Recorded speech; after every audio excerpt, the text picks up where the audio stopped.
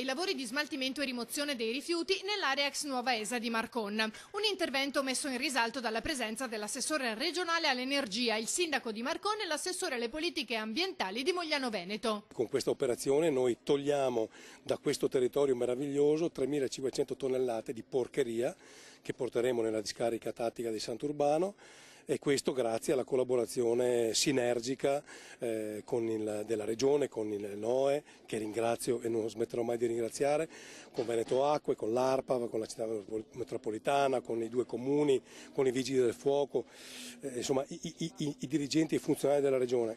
Questi sono risultati che raggiungi non solo perché hai le risorse, ma perché tutti ci credono. Un investimento da parte della Regione di 3.200.000 euro, un investimento sentito, una richiesta molto forte da parte della cittadinanza di rivedere un sito di questo tipo bonificato finalmente.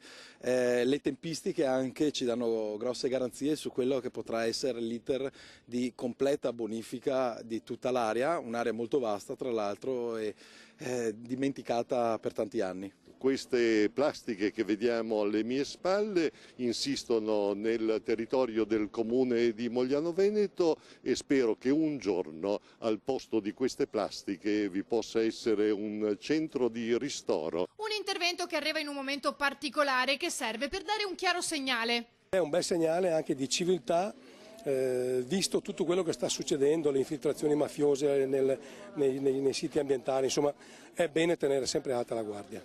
Che esista la mafia lo sappiamo, che la mafia vada dove ci sono i soldi lo sappiamo, che siano dei veneti a collaborare con i criminali mafiosi per fare soldi, questo mi fa rabbrividire e per quanto mi riguarda se la pena è 100, per un veneto mafioso deve essere 1000.